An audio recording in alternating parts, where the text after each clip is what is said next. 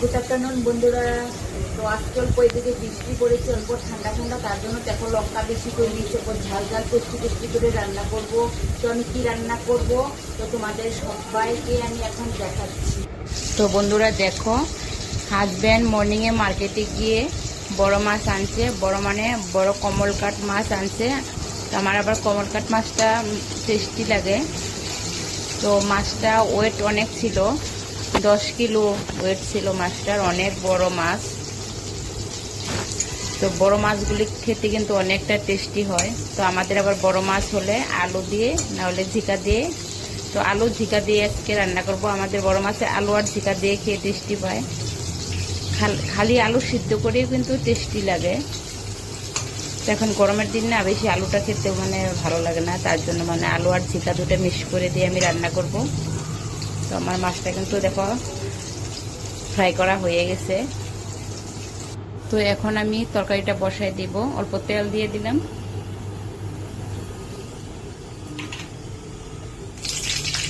তো সোমবারে কিন্তু আবার শুকনো লঙ্কাটা না দিলে তরকারিটা টেস্টি লাগে না। আমি সব তরকারিতেই আমি শুকনো লঙ্কা একটা দিয়ে দিই, জিরা অল্প দিয়ে দিলাম। আর ঝিকা দিয়ে আলু দিয়ে তরকারি বানালে কিন্তু আলুটা আগে অল্প ভেজে নিলে ভালো হয়, মানে আলুটা আগে দিলে।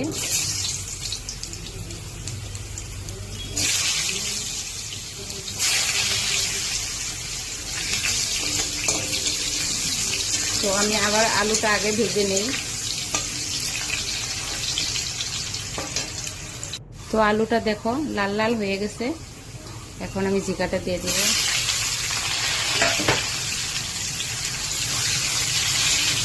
তো আমাদের আবার মাছটা কেটে আনে বেশি, মাছটা মানে মার্কেট থেকে কেটে আনে। তো এখন লবণটা দিয়ে দিব।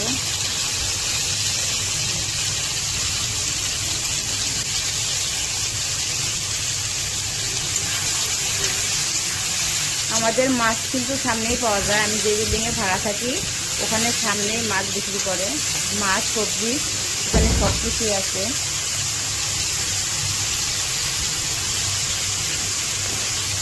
হলদি দিয়ে দিলাম, আর লঙ্কা তো আমি বেটেই রেখেছি। তো আমি তো লঙ্কা বেটেই রেখেছি, দেখো লঙ্কাটা আমি এখন দিয়ে দিব। বড় মাছের ঝোল কিন্তু অল্প ঝাল টাল হলে ভালো লাগে, বেশি বড় মাছে ঝালটা কম হলে ভালো লাগে না, তার জন্য আমি ঝালটা বেশি করে দিই। আমার হলদিটা কম হয়েছে, হলদি আর অল্প দিতে লাগবে, কালারটা হয় নাই হলদি।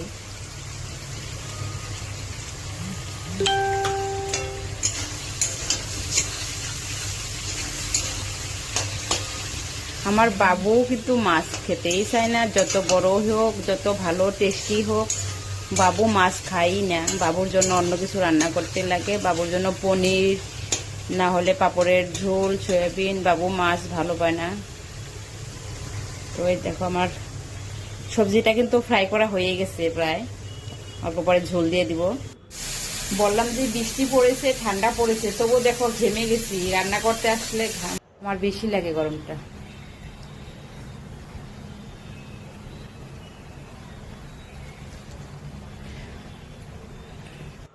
তো বন্ধুরা দেখো ঝোল দিয়ে দিলাম। এখন আমি জিরাটা বেটে নেব, জিরাটা বাটা হয় নাই, এখন আমি জিরাটা বেটে নেই। তো বন্ধুরা আমার জিরা বাটা হয়ে গেছে, এই দেখো। এখন আমি জিরাটা দিয়ে দিব, মাছ দিয়ে দিছি। বড় মাছ কিন্তু খালি মশলা দিয়ে বেশি করে তেল দিয়ে রান্না করলে অনেক টেস্টি হয়, সবজি না দিয়ে খালি মশলা দিয়ে কি টেস্টি হয়। কিন্তু বেশি মশলা গরমে খেতেও লাগে না, তার জন্য ভাবলাম সবজি দিয়েই রান্না করি। তো আমার মাছের ঝোল হয়ে গেল। তো আমার মাছের ঝোল হয়ে গেছে বন্ধুরা, তোমরা কে কে খাবে সবাই চলে